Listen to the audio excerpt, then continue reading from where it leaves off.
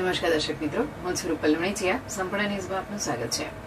પાવથરા જિલ્લાના વાતડાવ ગામ નજીક ભારતમાલા રોડ પર થરાદ પોલીસે વાહન ચેકિંગ દરમિયાન ભારતીય બનાવટના વિદેશી દારૂનો મોટો જથ્થો ઝડપી પાડ્યો છે. પોલીસે કુલ ₹24.13 લાખના મુદ્દામાલ સાથે ટ્રક ચાલકની ધરપકડ કરી વધુ તપાસ હાથ ધરી છે. પોલીસની ટીમ ભારતમાલા રોડ પર નિયમિત વાહન ચેકિંગ કરી રહી હતી ત્યારે રાજસ્થાન તરફથી આવતી એક ટ્રકને અટકાવવામાં આવી હતી. પૂછપરછ દરમિયાન ટ્રક ચાલક ગભરાયેલો જણાતા પોલીસે વાહનોની સઘન તપાસ કરી હતી. તપાસ દરમિયાન ટ્રકમાં ચિનાઈ માટેના જથ્થાની આડમાં ભારતીય બનાવટના વિદેશી દારૂની 105 પેટીઓ છુપાવવામાં આવી હોવાનું સામે આવ્યું હતું. પોલીસે કુલ 3624 બોટલ અને ટીન કબજે કર્યા હતા, જેની અંદાજિત કિંમત આશરે ₹9.3 લાખ હોવાનું જણાવાયું છે. દારૂ ઉપરાંત ટ્રક, મોબાઈલ ફોન, જરૂરી દસ્તાવેજો અને અન્ય સામાન સહિત કુલ ₹24.13 લાખનો મુદ્દામાલ જપ્ત કરવામાં આવ્યો છે.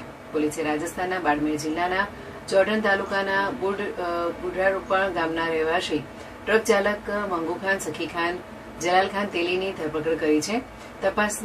પ્રાથમિક તપાસમાં દારૂનો જથ્થો રાજસ્થાનમાંથી ગુજરાતમાં હેરાફેરી માટે લાવવામાં આવતો હોવાનું સામે આવ્યું છે. પોલીસે દારૂ ભરાવનાર સહિત સમગ્ર રેકેટમાં સંડોવાયેલા અન્ય શખ્સો સામે પણ ગુનો નોંધી તપાસનો દોર આગળ વધાર્યો છે. થરાદ પોલીસ સ્ટેશનમાં પ્રોહિબિશન એક્ટ હેઠળ ગુનો દાખલ કરી સમગ્ર કાવતરાના મૂળ સુધી પહોંચવા માટે વધુ તપાસ હાથ ધરવામાં આવી રહી છે.